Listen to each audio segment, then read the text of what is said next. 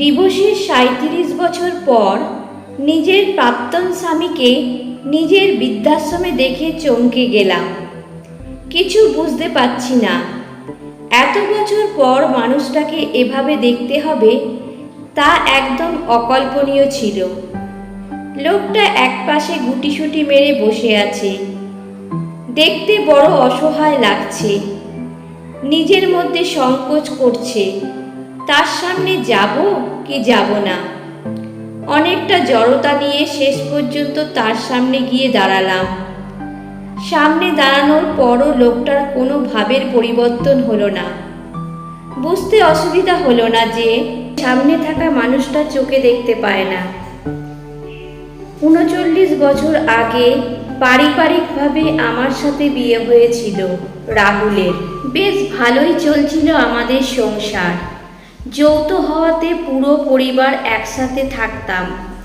শান্ত স্বভাবের হওয়াতে সবার সাথে আমার সম্পর্ক খুব ভালোই ছিল। আমাকে সবাই ভালোবাসতো।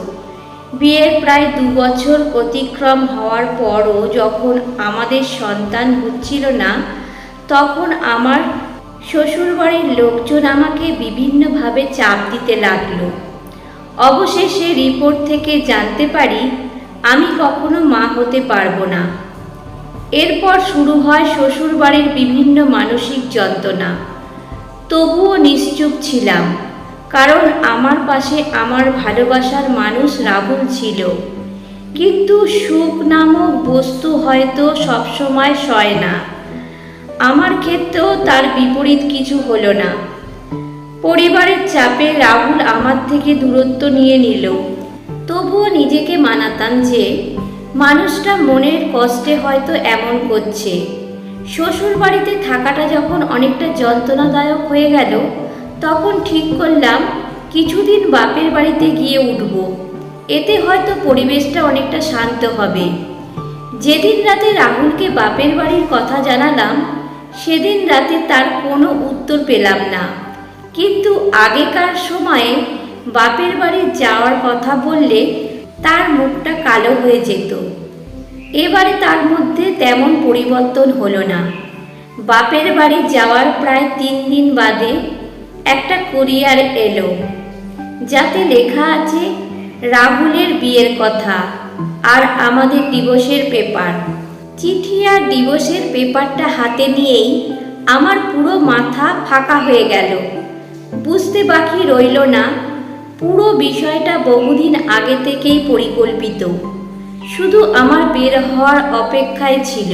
যার জন্য এত কষ্ট আর অপমান সয়েছিলাম, সেই যখন পাশ কেটে চলে গেল, তখন নিজেকে পুরো একা মনে হলো। ভাবলাম ওই বাড়ি গিয়ে এ বিষয়ে প্রশ্ন করব, প্রতিবাদ করব, কিন্তু মনে হলো যার জন্য ও বাড়িতে যাব সেই তো আমাকে চায় না, তাই গিয়ে লাভ কি। ডিভোর্স পেপারে সাইন করে পাঠিয়ে দিলাম।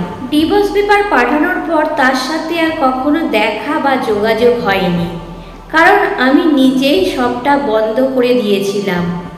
ক্ষণে ক্ষণে মনে হতো আমার মতো নিঃসন্তান স্বামী ত্যাগী মানুষের পৃথিবীতে না থাকাই শ্রেয়। কিন্তু একটা সময় বুঝতে পারলাম নিজের জন্য না হলেও অন্যের জন্য বাঁচতে হবে। নিজের মতন ভুক্তভোগী নারীদের জন্য বাঁচতে হবে।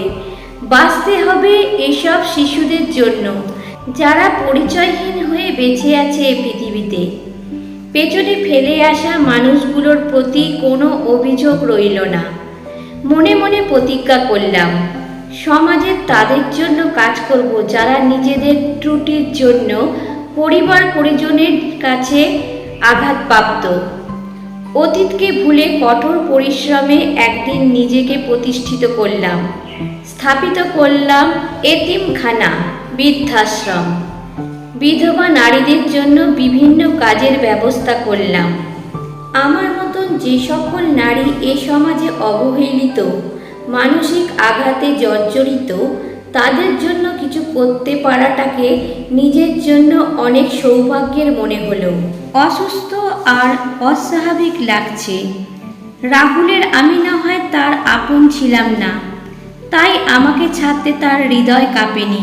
তাহলে যারা তার আপন ছিল তারা কেন তাকে এখানে রেখে গেল?